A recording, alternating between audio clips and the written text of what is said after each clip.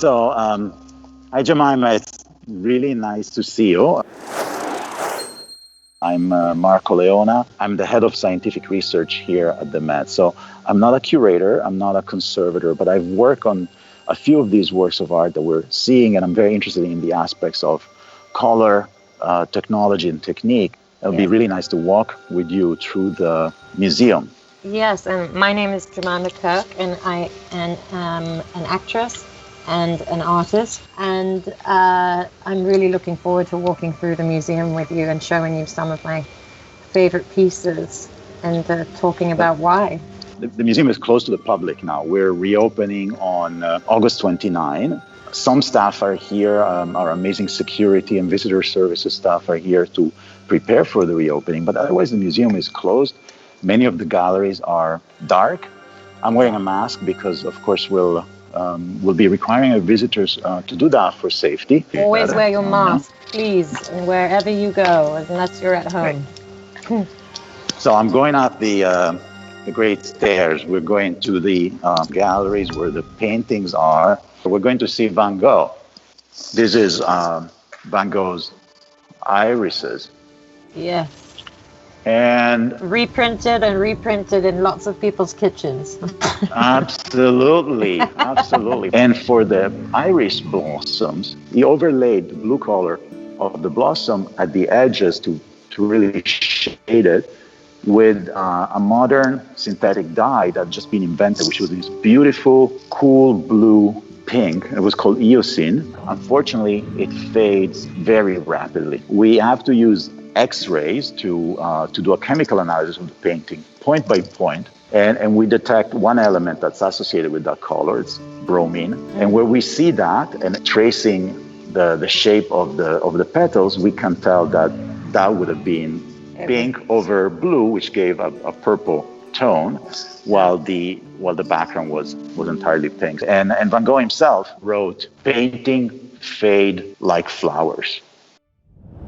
Now we are in the 19th century French paintings galleries, and here we're with the Courbet paintings. Yes. We have the woman in the waves here. I'm curious, why did you pick these paintings, and what drew you to them? Yeah, I always love Courbet's depiction of the nude and women in general, because especially for the 19th century, there's something so perverse about the way he depicts women. He painted her breasts in a very graphic way. She has her arms up, really displaying everything. He really overtly sexualizes women in this way that some women might be upset with, but I find it quite a strong depiction of women's sexuality. He rejects traditionalism in that way. But on the other hand, he is using tradition, right? So this is very much a classical image. It's Venus, but as you said, he paints a real woman. She has hair, her flesh is really physical, palpable, three-dimensional. Palpable maybe is the right word, exactly. Yeah. There's another interesting fact that I discovered in reading up about this painting. This painting was donated to the Met by Louisine Vermeer. She was one of the great collectors of the turn of the century in New York. She had to really beg her husband to buy this painting. Very famously at the time, the husband was very conservative, was that kind of Victorian sensibility where he did not want to hang the nudes around. But she, the lady, asked to buy this one, which maybe goes with that theme of empowerment that you were talking about, because he paints these highly sexualized women. One perspective, as a woman, you really appreciate it. There is something empowering about that. We'll move down Just Van Cleve, which is downstairs. This is one painting that you were very interested in, the Just Van Cleve Holy Family. And again, I'm thinking, it's very small. It's also hung very high. I mean, I chose this one, but the truth is, that I could have chosen any of the Just Van Cleve Holy Family works. One thing I always find important about these Holy Family paintings, a few things. The hands they're so important, and it's always different. Here, the baby Jesus or what have you is holding the breast in a very specific way. And I was also thinking about how Joseph is always on the outside, and how these ideas and these paintings have influenced how the notion of a family today. And a family is that it's the mother and the child, and the father supports the mother and the child from the outside. I wonder how much of that has come from these early paintings. They were meant to do that in a way, to shape society in that way.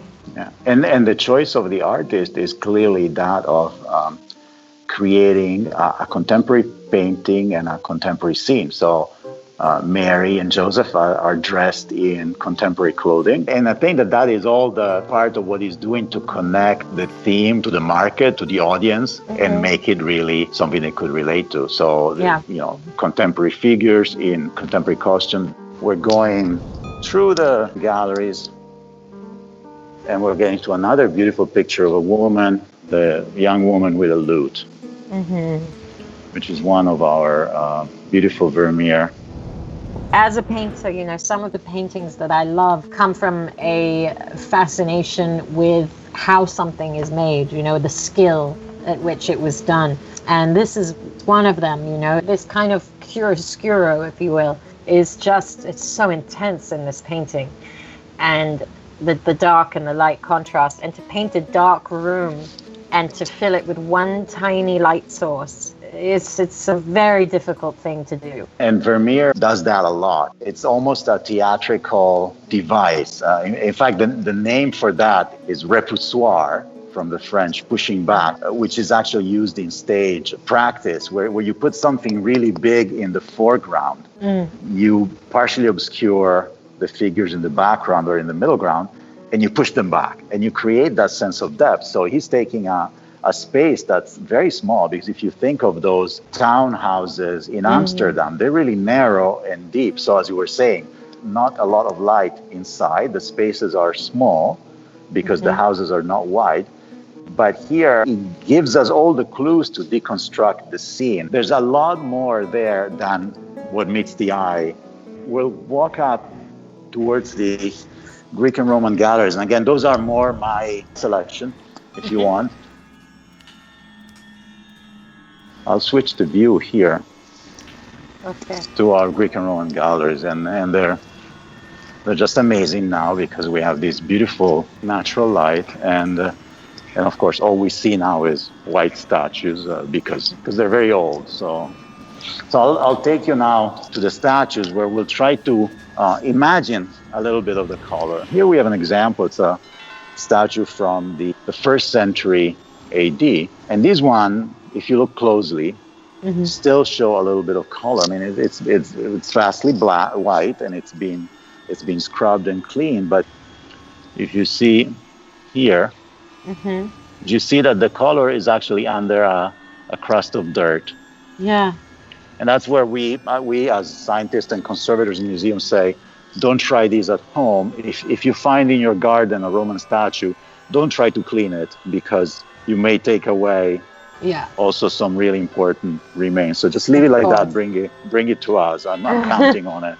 So now, from the 1st century AD, we're going back 600 years to the beginning of Greece and Rome. This is the Kouros, the portrait of a youth, which is one of the classic pieces of early Greek art, Attic. So we're in Athens here, and this is an idealized statue of a youth. It was a grave marker, so it's a funerary monument, and it's the beginning of classical Greek sculpture. So you see an image that owes a little bit to the Egyptian style, where it's not as loose, if you want, or as dynamic as later.